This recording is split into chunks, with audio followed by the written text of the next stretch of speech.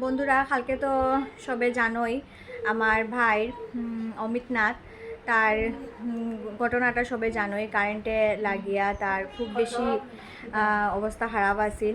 তো কালকে তো পুরা বেশি কথা হইতে পারছে না, আজকেও বেশি কথা হইতে পারেন না। তাও কালকের থেকে অল্প মানে ইমপ্রুভমেন্ট হয়েছে কিতা, কিন্তু ফাউটা ডাইন ফাউটার মধ্যে যেটা যে শর্ট খাইছিল, এই ফাউটা তার একদম মানে এটা লয়ে হাঁটতে পারেন না। আজকে তো একদম তাকে দড়িয়া কালকেও যেরকম দড়িয়া নেওয়া হয়েছে, আজকেও ওরকম দড়িয়া নেওয়া হয়েছে। মানে ফাটার মধ্যে একদম শক্তি নাই, আর শরীর একদম দুর্বল হয়ে গেছে। তো তোমরাই শুনবা তার মুখে মানে ঘটনাটা কীরকম কিতা হয়েছে, তার মুখ থেকে তোমরাই শুনবা। তুই তো আগে তার গরু একটা ঘাস খাওয়ার জন্য লাগছিল, এটা উল্টে পড়ে গেছে কি গোলার মধ্যে রশি। আমার মায়ের ডাক দিলাম, গরুটা উল্টে পড়ে গেছে, রশিটা কাটতে নিয়েছি দিকে না। আজকে থেকে 1 বছর আগে আমি লাইনম্যান তারা ফোন করিয়া প্লাস আমি গোয়াতে তো কমপ্লেন করছি। তারা কইছি যে পিটিসিএল ফোন করিয়া কইছি যে আমার লাইনটা আমার সিঁড়িয়া পড়ছে, তুমি লাইনম্যান পাঠাইয়া আমার লাইনটা কাটাও। তো তারা অলগর্জিমানা করছে, আর একজনকে পাঠাইছে, তারা বাগানের মানুষ পাঠাইয়া কইছে যে লাইন কাটি লিছে তারা। তো লাইন কাটি লিছে, তো আমি মনে করছি যে না, কারেন্ট তো নাই লাইন কাটা যখন। কালকে তো আমার মাথাতে আইছে না, আর প্লাস 2-3 দিন আগে তুফান দিছে, হয়তো লাইন ওটা যে কাটিয়ে রাখছে তারা কোটার থেকে, এটা মানে বাতাসের কারণে মনে হয় আবার লাগিয়ে গেছে লাইনটা, যার কারণে এই শর্ট সার্কিটটা হয়েছে প্লাস আর্থিং হয়েছে।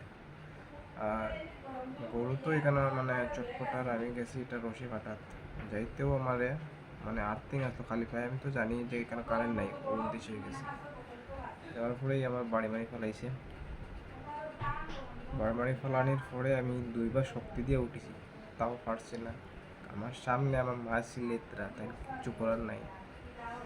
আমার মা হইতরা আমি আইলাম, আমি হাত দিয়ে ইশারা অতটা মানে মাথার মধ্যে দিমাগ খেলাইছে যে আমি কিছু মারে তুমি আইও না, মানে ইশারা দিয়া কইছি। তখন আমার ভাইয়া আইছে, ভাইয়া আইয়া বাঁশ দিয়া মানে আমার কিরকম ছুটাইছে আমি কইতে পারিনি।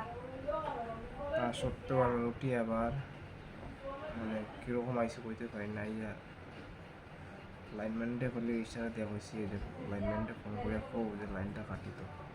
আমি অজ্ঞান হয়ে গেছি, গিয়ে কিচ্ছু কইতে পারি না। ওখানে বেশ যেটা আমি কইতে চাই যে এরকম বেজান কিচ্ছু হয় লাইনের মধ্যে, তারা কোনো মানে রেসপন্স দেয় না, গাফিলতি মানা করে। পিডিজেলে করলে বলবো তারা প্রুফ লাগে, লাইনম্যানটা ফোন করলে বলবো কোন লাইন, মানে টাইমটা ওখানেই নষ্ট হইলে তারা টোটালি অলগর্জিমিনা করে। তারা যদি কও যে এরকম আমরা কমপ্লেন করুন, তারা বলবো যে ডাইরেক্ট উঠে বলবো যাও কমপ্লেন করো। মানে তারা কোনো মানে কেউ মানে ডরায় না আর কি, ডরায় না তারা। রাত্রেও যদি কোনো প্রবলেম হয়, কারণ এটা কারেন্ট জিনিস নিয়ে এটা সবসময় রিস্ক থাকে। মানুষের ফোন করলে এটা তারা, আমরা যদি জানতাম কাছ থেকে, তারা ফোন করার কোনো যুক্তি হয় না। তারা তো আইয়া সরজমিনে দেখতো না যে এটা ঠিক আছে না ও ঠিক আছে, আয়ও না। যেহেতু আমি একটু বলা ওই আমি একদিন ভিডিও বানাই, সবাই দেখাবো ভিডিওটা, যে আমরা লাইনের যে অবস্থা, মানে কোন সময় কিতা হইব, আজকে আমার লগে হয়েছে কালকে অন্য কারোর লগে হইতে পারে। প্লাস গরু বয়ার আছে মানুষের, এটা মানে তারা আমি আগেও বলছি সব খুঁটি তেড়া হয়ে গেছে গিয়ে, লাইন সব মিশে হয়ে গেছে গিয়ে। লাইন এটা দাদুর আমলের আগে হইব লাইন, কখনো পর্যন্ত এটা লাইনে কোনো কাজ নাই, কিচ্ছু নাই। তারা ফোন করলে তারা বলবো আমরা এটা জানি না, আমরা কিতা করতাম। আর তোর যেন পাও যেন আজকে আমার পা তো এক সাইড দেখা না, পাটা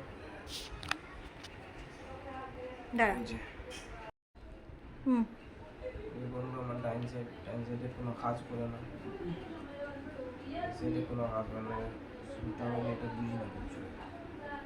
সাইড পুরো হয়ে গেছে, অবশ হয়ে গেছে, হাঁটতে শক্তি পেয়ে না, এই সাইডে শক্তি পেয়ে না, আদত হইতে পারলাম না, এই সাইড পাওয়াতে বেজান কষ্ট।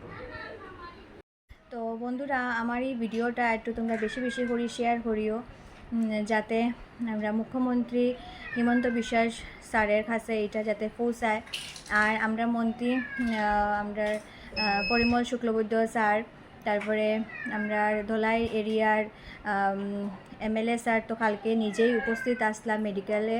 তো আমি সবরে রিকোয়েস্ট করলাম যে আজকে গতকালকে যে এই ঘটনাটা ঘটছে, এই ঘটনাটা কালকে আমার ভাইয়ের লোকে ঘটছে, এই ঘটনাটা নেক্সটে যেন আরও কেউ সঙ্গে ঘটতো না, এটা তো কোনো গ্যারেন্টি নাই। তো আমি এটা রিকোয়েস্ট করলাম যে এই ভিডিওটা যাতে তারার কাছে পৌঁছায়। আর এই এপিডিসিএলের যেন গাইফলতি মানায় এরকম একটা ঘটনা ঘটছে, যাতে নেক্সটে এরকম কেউ সঙ্গে ঘটে না, এটা তারা একটা বড় একটা পদক্ষেপ নিতা। প্লাস তারা তারানাথপুর পার্ট 1-এর যে আমাদের কাছাড় ডিস্ট্রিক্টের তারানাথপুর পার্ট 1 এখানের যে লাইনগুলা যেন এত মানে পুরানা, এগুলা লাইনের মধ্যে রিপেয়ারিং হইতো।